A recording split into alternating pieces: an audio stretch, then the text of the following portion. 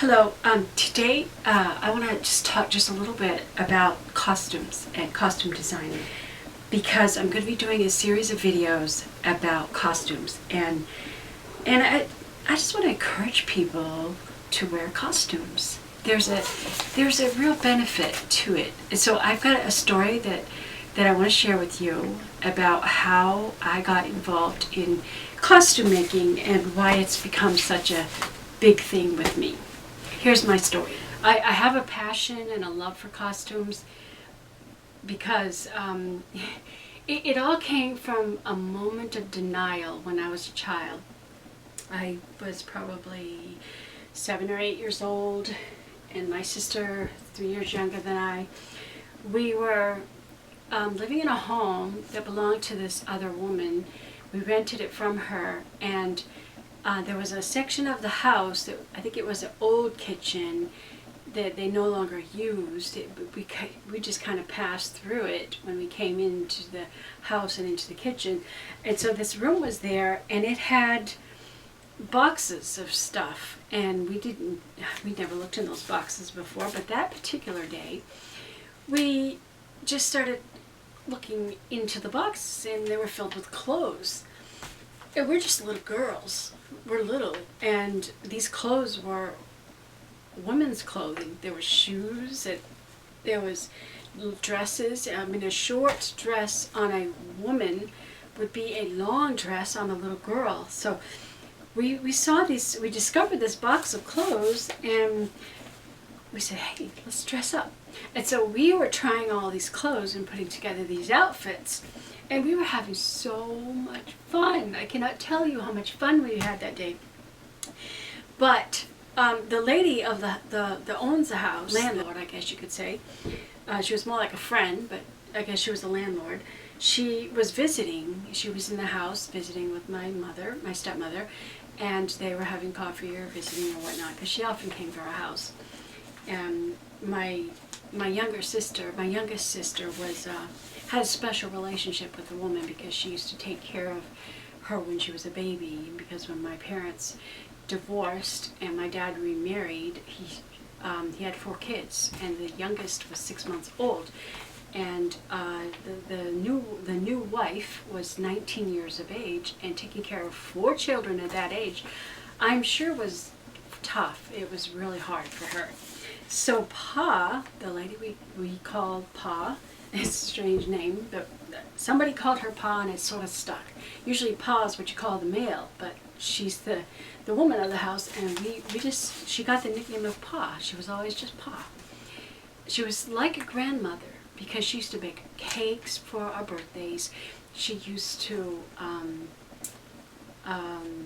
buy us pajamas for Christmas. I mean, she treated us like grandchildren. We're related only by my dad's sister married her son. That's the closest we are in relation, but she was a dear, sweet woman, and she was an inspirational woman. She's one of the women in my life that has inspired me to be who I am. I'm an artist, I'm a teacher, I'm a seamstress, I like to work with wood, I like to do things myself, I like to take on new challenges. I do many things. She was such a woman.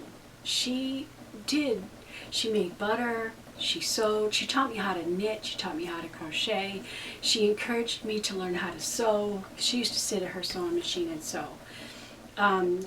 I used to make butter with her. I used to watch her decorate cakes, so I learned how to decorate cakes, which came in useful for raising up my 6 kids.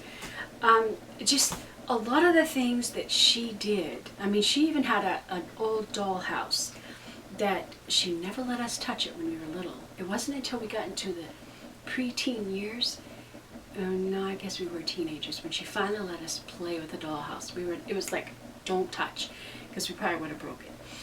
And she made little curtains for the dollhouse, and she crocheted little rugs for the dollhouse. Well, as an adult, I had to get myself a dollhouse.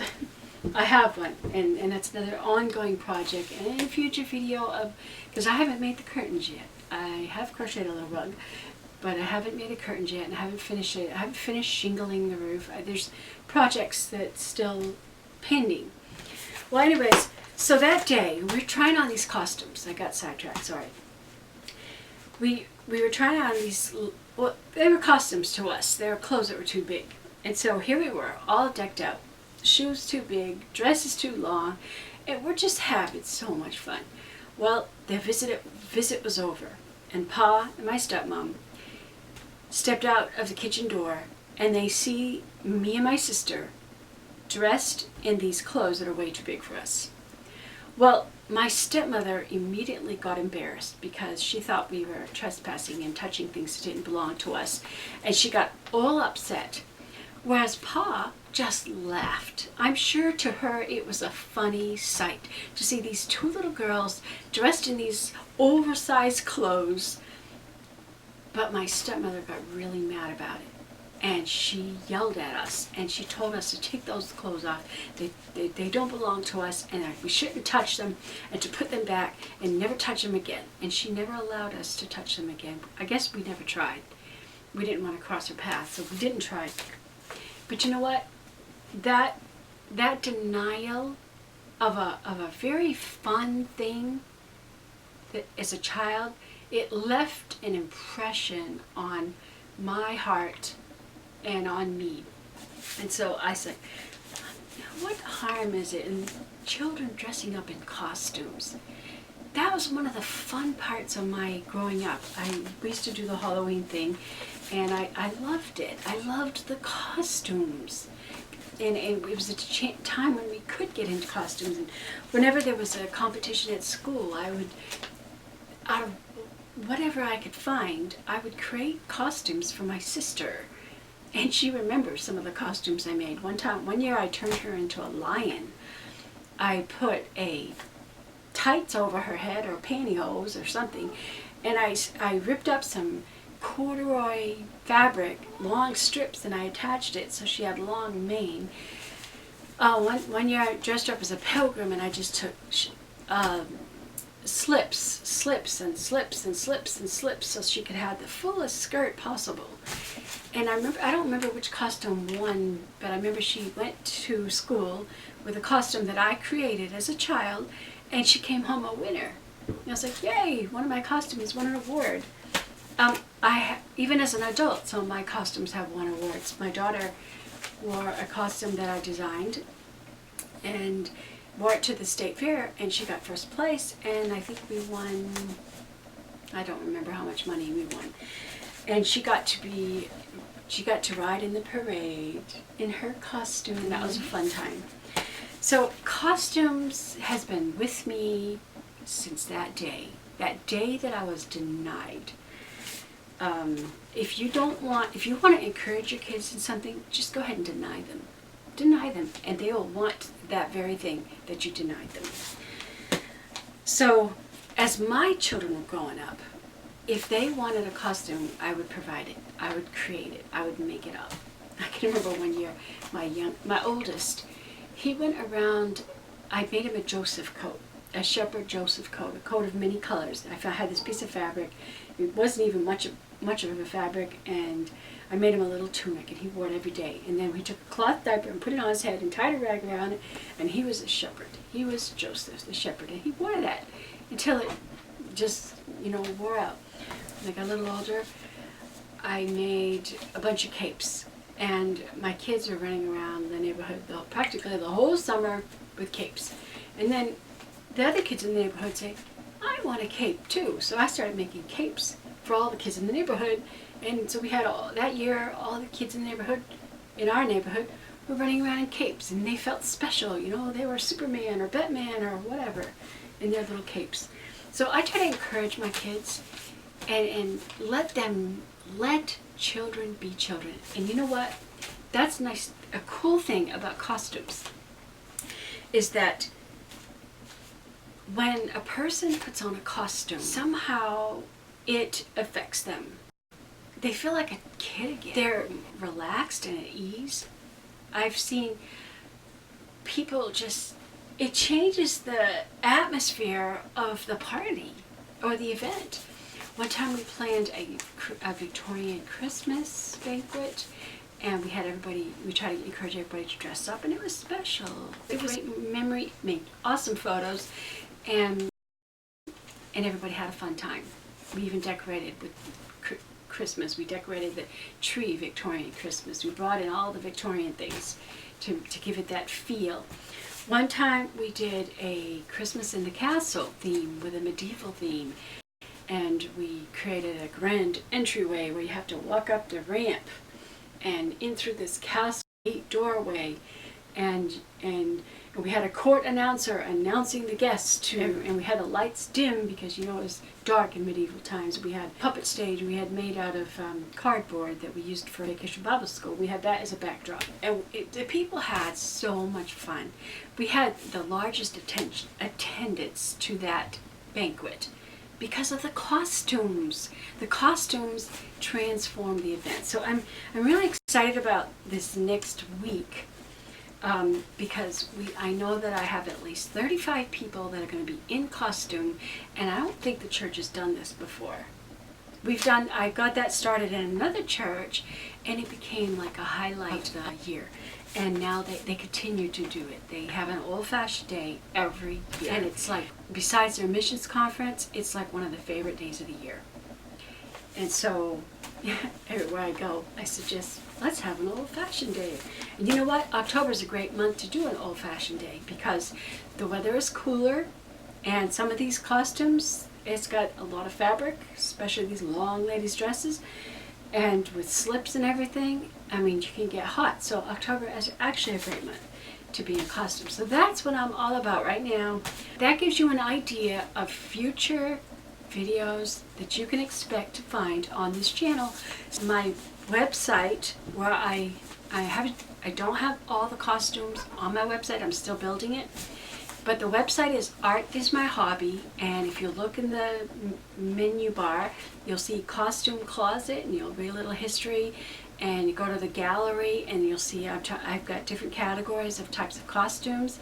They are available for rent. You can see some of the work that I've done. Most of the costumes I have created. Some have been donated to me because people they come to a place, they collector of costumes. Maybe they're involved in dramatic productions and they've collected costumes because they like to act. And then they come to a place where they don't think they'll be doing it anymore, and they know about me because I've always helped provide costumes. So they give me costumes, and sometimes people will just give me fabric and lace and trims, and so it's nice for people it's good for people to know what you can do, because then when they have some stuff and they want to get rid of, you get freebies. So I love those freebies. I love sewing costumes better than anything else because it's creative, and I don't have to necessarily follow a pattern exactly. Sometimes I create my own stuff. Sometimes I combine patterns and try to create something new. And so parents, let your children dress up in costumes. And adults, if you haven't had a costume on lately, put one on. See what it does for you. You can check out my costumes, Carmona Costume Closet. It's on my website called Art Is My Hobby. I consider the creation of costumes a creative aspect of my creativity, so I decided to include it on that website. So you can, I don't have all the costumes uploaded. I'm still creating some, obviously. But next week I'm going to have some awesome photos of people in my costumes and creations that will be great pictures to show what the costume really looks like. So those will be added to my website soon. And I'm creating some new things, and I got ideas and plans of some other costumes that aren't going to be used for next week. So lots of future things coming. I'm going to show you individual videos about specific aspects of costume creating. Like there's one particular, there's certain costume accessories you must have in your repertoire, I guess you could say, that are so versatile and functional for many different periods. I mostly sew period costumes. Like I have medieval, pirates, Western, Victorian, uh, colonial. Those are the main periods. I have some other random things too. So little by little, I'm adding pictures to my gallery of costumes that are available for rent for those people that are local in the Darlington County or near the Darlington County in South Carolina. I also am willing to sew for other people not from this county. I love to sew costumes.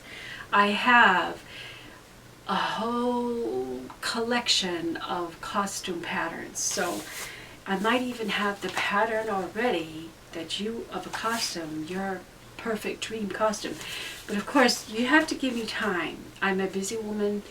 You have to give me plenty of notice. Don't call me and say, hey, I need a costume for next week. I might not be able to get in touch to you that quick. Because I'm doing a lot of things all the time. So you have to give me plenty of time. Big heads up. But I would love to sew a costume for you. For your child, for yourself, or whatever. As long as I have enough advance notice to give me the time to do it. And, we can discuss prices and patterns and whatnot. I might actually have the patterns. When I get all my costumes posted to my website, I will probably post the patterns that I have available,